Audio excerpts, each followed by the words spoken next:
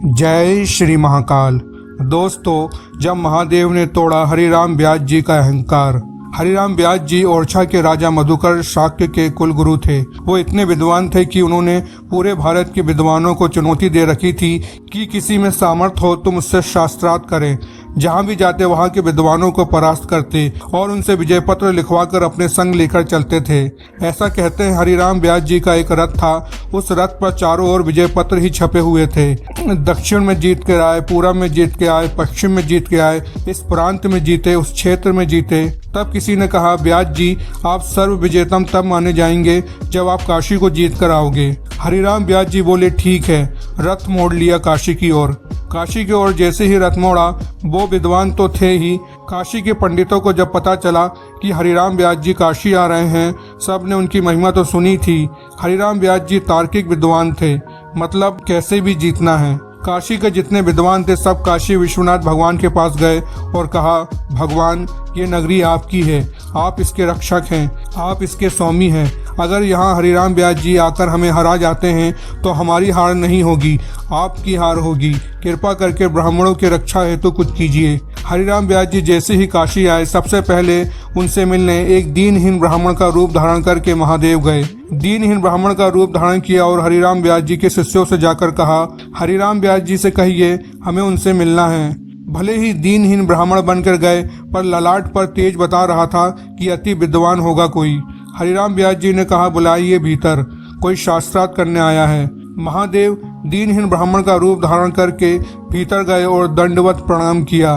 कहिए विप्रवर, किस विषय पर शास्त्रार्थ करना है? महादेव बोले, हम तो अज्ञानी हैं, हम तो आपसे हारी जाएंगे। हम अपनी हार इसी वक्त स्वीकार करते हैं। हम आपको विजय पत्र भी लिखकर दे देते हैं, पर हमारा एक प्रश्न है, उसका उत्तर आपसे चाहते हैं। एक संशय है। रामदास जी बोले, बताइए। महादेव ने कहा, ये बताइए, ये विवेक किसको कहते हैं? हरिराम व्यास जी बोले, ये कोई पूछने वाली बात है?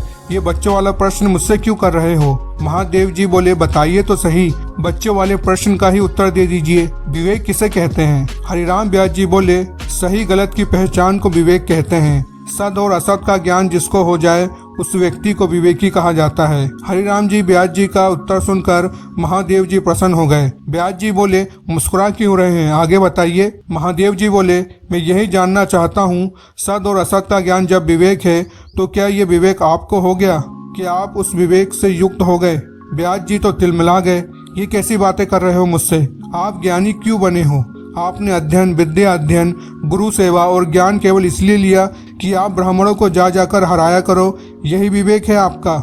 जिस ज्ञान से 4 लोगों का भला होना चाहिए, ये तो किया नहीं आपने, बल्कि 10 घरों में एक समय का चूल्हा बंद करवा दिया आपने, उनको हरा हरा कर। यही विवेक है आपका? हरिराम व्यास जी को शब्दों में कुछ गहराई दिखी। तुरंत हाथ पकड़ लिया और कहा, तुम कोई सामान्य ब्राह्मण तो नहीं हो, आप कृपा कर अपने असली रूप में आइए। तब महादेव प्रकट हो गए, चरणों में प्रणाम किया। हरिराम व्यास जी के नेत्र सजल हो गए। बोले, महादेव मेरी विद्या का फल मुझे आज प्राप्त हुआ है कि आप मुझे मिले। महादेव बोले, नहीं, मेरी प्राप्ति तुम्हारी विद्या का फल नहीं है, तो तुम अपने रूप को पहचानो, आप सामान्य नहीं हैं। हरिराम व्यास जी आप श्री राधा कृष्ण के नित्य लीला की अन्यन सहचरी विशाखा हो। ललिता जी तो ब्रज मंडल में आ चुकी हैं, स्वामी श्री हरिदास जी के रूप में। अब आपका आगमन हुआ है। अपनी विद्या से, अपने ज्ञान से लोगों को परास्त मत करो, लोगों को दुखी मत करो। उस अनन्य रस का वखान करो जिसको वृंदावन में प्रकट किया है किशोरी जी ने। आप विशाखा हो, इसी वक्त वृंदावन की ओर चले जाइए और वहां जाकर उस नित्य लीला का रसिक जनों के लिए गान करना प्रारंभ कीजिए। महादेव जी के इस हस्तक्षेप से हरिराम दास जी तुरंत वृंदावन की ओर निकल पड़े। जय श्री महाकाल।